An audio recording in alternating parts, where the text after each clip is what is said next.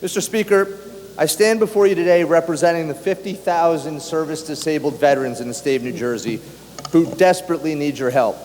These brave men and women represent only a small fraction of the veteran population, and as a result, their needs are often underrepresented.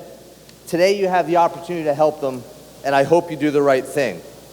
These men and women have been through hell and bear the burden of endless medical issues as a result.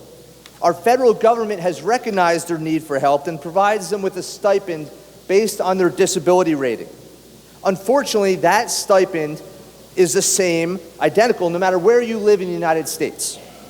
Therefore, an 80% service-disabled veteran in the state of New Jersey makes the same $1,933.15 per month that a veteran with the same disability in Louisiana or Pennsylvania makes.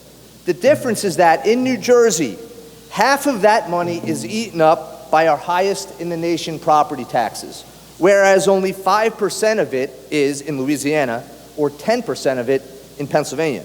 This leaves our veterans at a significant disadvantage, and the money intended to help them is not doing its job.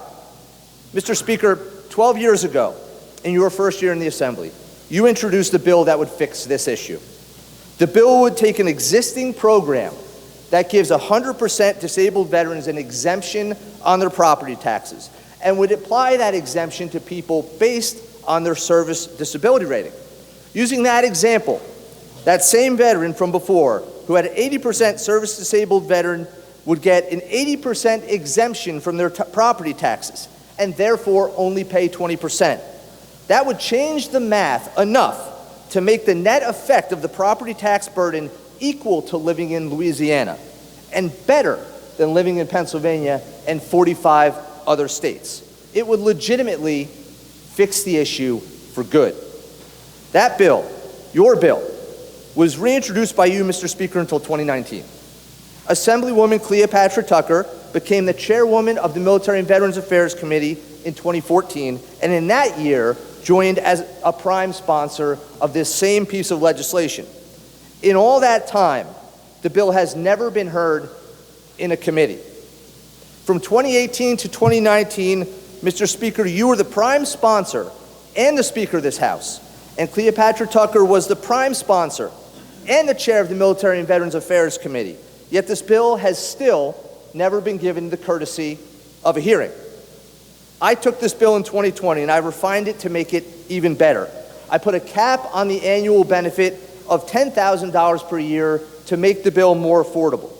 I limited it down to 30% disabled veterans because the Veterans Administration recognizes a significant difference in disability when you get to that threshold.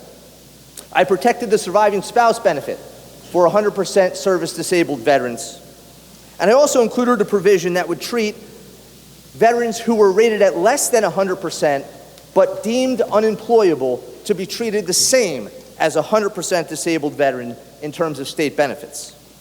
In order to support the 10 and 20% veterans that are left off this bill and the renters that are left off this bill, I have introduced companion legislation that would increase the $250 annual property tax benefit that's in existence to $1,250 a year. I've run this bill through every organization and included all ideas, and it's ready to become a law. Since I introduced this bill, Mr. Speaker, it's been heard twice in the Senate and passed twice through Senate committees. Once last session and once again on May 9th of this year, where it passed both times in the Senate unanimously.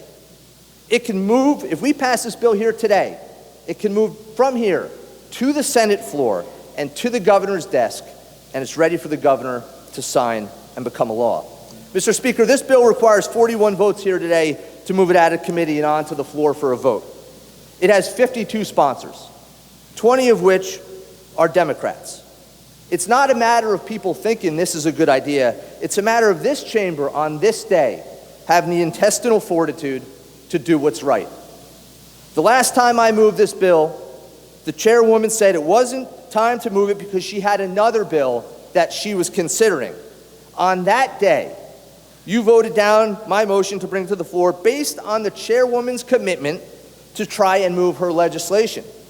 That was on June 16th, and she's taken no action on either piece of legislation. Mr. Speaker and my colleagues, some of you may wonder why the urgency. Why, for the second time now, am I motioning to move this out of committee and onto the floor? Why now? Why am I pushing so hard to get this legislation done? Well, let me be very clear to you. War is awful. It's more awful than any of you in this chamber can ever possibly imagine.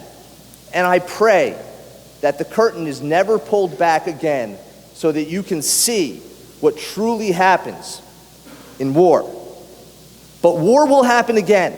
War is inevitable, and it will happen somewhere where we can't possibly predict today.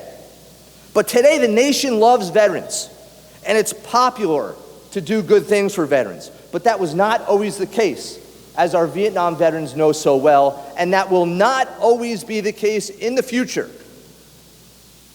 Because once that curtain is pulled back again, the public perception of veterans can shift in an instant, and the appetite to support them will quickly fade away. We need to seize the moment now to secure the protections for these veterans, which can carry through the periods of poor public perception. So the time is now to do what needs to be done. I'm asking you today to do the right thing, to choose the harder right instead of the easier wrong. To the 20 Democrats who are sponsors of this bill, are you going to vote against your own bill again just to toe the line? Or will you do what's right today for our state's disabled veterans? It's clear that the Speaker and Chairwoman Tucker have no intention of moving this legislation to support our disabled veterans. This body has no other recourse than to remove it from committee and bring it to the floor today if we are serious about helping our disabled veterans and doing what's right.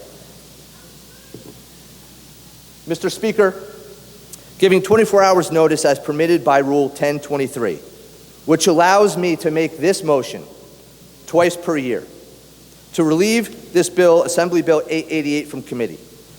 888 gives service-disabled veterans a property tax discount that matches their disability rating. So, Mr. Speaker, I motion that this bill is moved from the Military and Veterans Affairs Committee and to the floor today. Thank you, Mr. Speaker. Thank you. Is there a second? Assemblywoman Tucker, why do you rise? I have spoken with the veterans advocates groups about this bill. Their concerns is that this bill is not income limited and will not target the veterans that need it the most.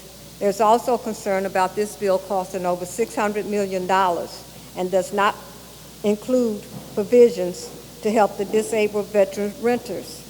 I'm working on a veterans advocate bill A3604 to provide targeted property tax relief for veterans in need. I move to table this motion.